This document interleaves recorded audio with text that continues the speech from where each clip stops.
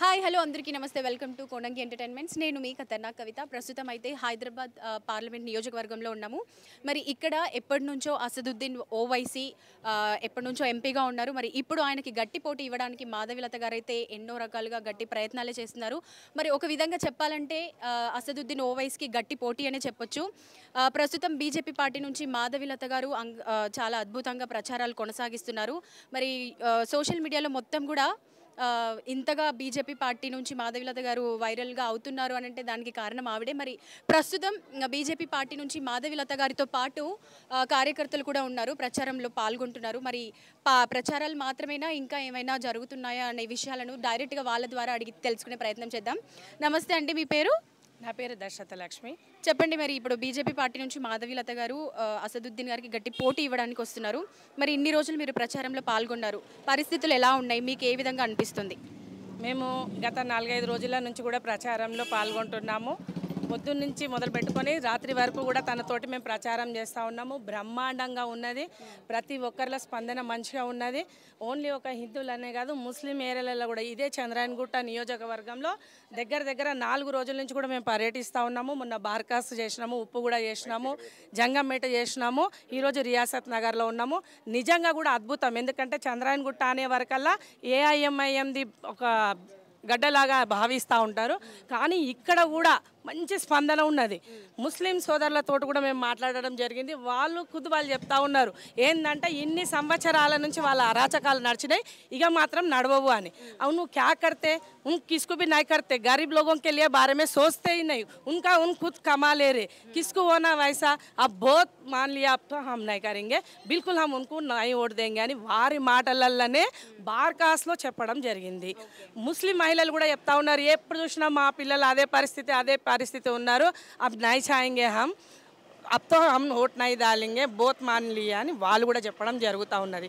ఇంకా మనం హిందువుల కాడికి వస్తే ఎన్ని సంవత్సరాల నుంచి ఇక గెలవము అన్న కాడి నుంచి గెలుస్తాము అన్న మాట వారి నోటి నుంచి వస్తుంది. ఖచ్చితంగా ఈసారి మేము గెలుస్తాం, ఎందుకంటే మేము తిరుగుతున్న ఈ ప్రచారంలో మేము తెలుసుకున్నది, ఎందుకంటే యాజ్ ఏ బీజేపీ కార్యకర్తల ఎప్పుడు కూడా మేము నిరుత్సాహంతో ఉండేవాళ్ళం, కానీ ఈసారి నిరుత్సాహం అనేది లేదు.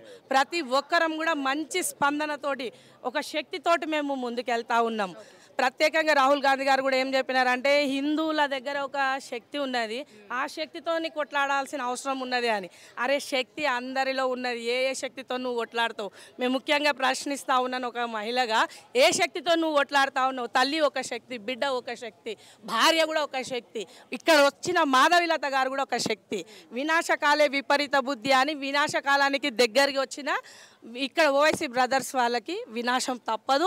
ఒక శక్తి అనేది మాధవిలత గారి రూపంలో ఇక్కడ ఉన్నది, మహిళా శక్తి, అమ్మవారు, సాక్షాత్తు అమ్మవారి శక్తి రూపంలో ఉన్నది. ఖచ్చితంగా ఈసారి మేము విజయం సాధిస్తాం, తప్పకుండా సాధిస్తాం. నామినేషన్స్ స్టార్ట్ అయ్యాయి కదండి, మరి వేశారా? ఎప్పుడు వేయబోతున్నారు?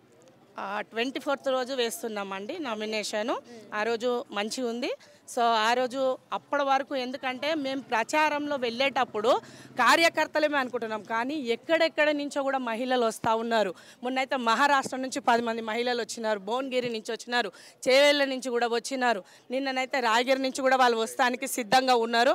అట్లా ప్రత్యేకంగా బయట నుంచి కూడా కార్యకర్తలు వస్తున్నారు. బయట నుంచి వస్తున్నారు, బయట నుంచి రావడం ముఖ్యం కాదు, మనకి ఇక్కడ మెయిన్ ఓట్లు రావాలి కదా, దాని గురించి ఇక్కడ కూడా చెప్తా. పురాణపుల్లో మొన్న పార్థివాడలో వెళ్ళినాం.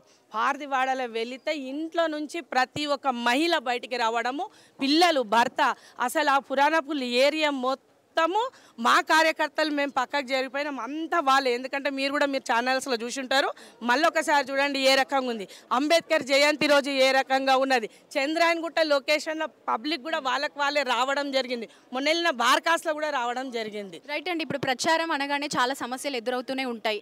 సో డే 1 నుంచి మీరు ఏమైనా సమస్యలు ఎదుర్కొన్నారా? ఇప్పటివరకైతే ఏ సమస్యలు అంటూ మాకు దగ్గర రాలేవు. ఇంకా ముందు వచ్చిన సమస్యను ఎదుర్కోవడానికి సిద్ధంగా ఉన్నాం. ప్రతి ఒక్క మహిళలందరూ కూడా సిద్ధంగా ఉన్నారు.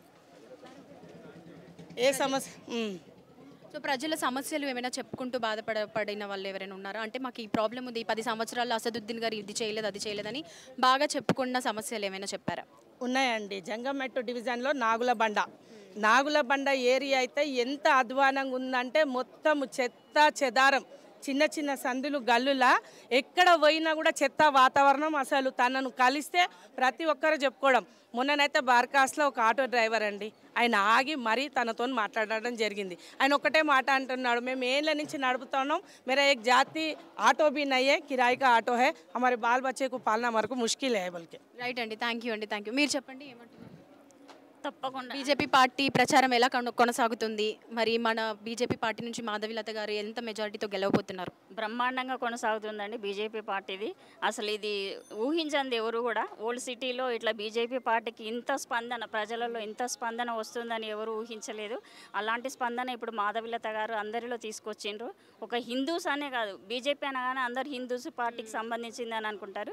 కానీ ఇప్పుడు హిందూస్ కాదు, ముస్లిమ్స్ కూడా మాతో పాటు కలిసి తిరుగుతున్నారు. వాళ్ళు కూడా బీజేపీ పార్టీకి సపోర్ట్ చేస్తున్నారు.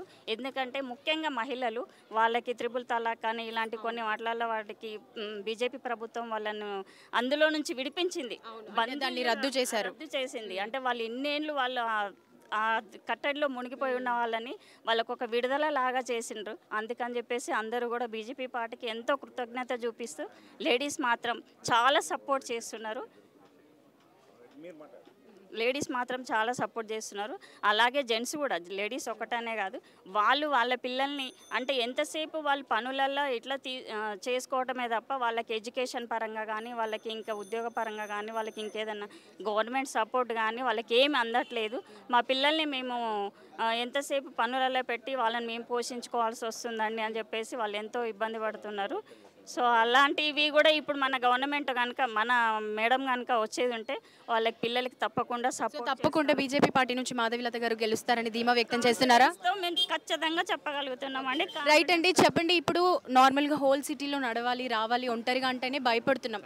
అలాంటిది మాధవిలత గారు ఒక మహిళ అంత ధైర్యం చేసి ఒక బీజేపీ పార్టీ నుంచి ప్రచారం కొనసాగిస్తున్నారు. దానిపైన మీ అభిప్రాయం ఏంటి? 100% గెలుస్తుంది మాధవలత గారు, 100% గెలుస్తుంది. ఎందుకంటే ఆమె మంచి కార్యకర్త, చాలా మంచిగా మోడీ ప్రభుత్వంతో ఆమె చాలా మంచిగా గెలిచే అవకాశాలు ఉన్నాయి. ఈసారి హిందూ ముస్లిం కలిపి ఆమెకు ఓటేసే అవకాశాలు ఉన్నాయి. చాలా మంచిగా ఉన్నది. జై శ్రీరామ్.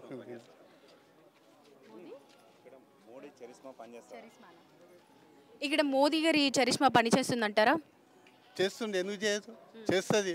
మోడీ గారిది ఎంత ప్రచారం ఉన్నది కదా, ఆయనది రామ మందిరం కట్టించేప్పటికి చాలా ఇంకా హైలైట్ అయిపోయింది. ఆయన అప్పటికని ఇంకా ఇప్పుడు హైలైట్ చాలా అయిపోయింది. ఇప్పుడు చాలా గెలిచే అవకాశం 100% ఉన్నది.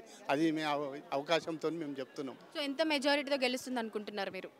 ఇక మెజారిటీ అంటే ఇక 90%తో గెలుస్తుంది, నమ్మకం ఉంది. రైట్ అండి, థ్యాంక్ యూ. హలో అండి, చెప్పండి మీ పేరు? ఈశ్వర్ యాదవ్.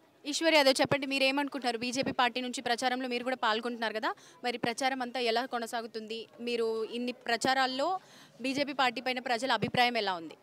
బ్రహ్మాండమైన ప్రచారం అయితే కొనసాగుతుంది. ప్రజల రెస్పాన్స్ కూడా చాలా బాగుంది.